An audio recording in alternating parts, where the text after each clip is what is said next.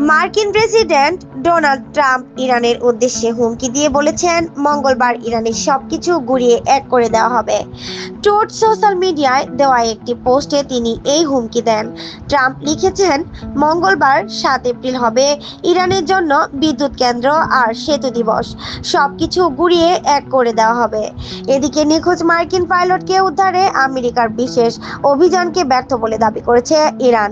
এর আগে রোববার সকালে মার্কিন প্রেসিডেন্ট ডোনাল্ড ট্রাম্প তার ট্রুথ সোশ্যাল পোস্টে জানিয়েছিলেন, যুক্তরাষ্ট্রের ইতিহাসে সবচেয়ে সাহসী অভিযান সফলভাবে সম্পন্ন হয়েছে।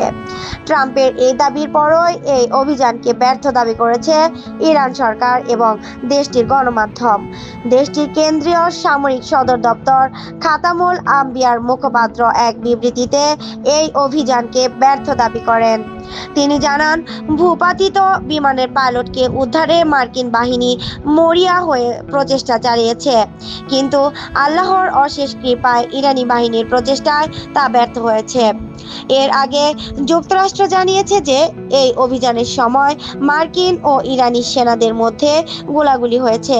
এদিকে ইরানের সামরিক বাহিনী দাবি করেছে, বিধ্বস্ত বিমানের পাইলটকে উদ্ধারের বিশেষ অভিযানের কথা পোস্ট করে যুক্তরাষ্ট্র তাদের পরাজয় ঢাকার চেষ্টা করছে। নাহিদা, কথা টিভি ৭১, ঢাকা।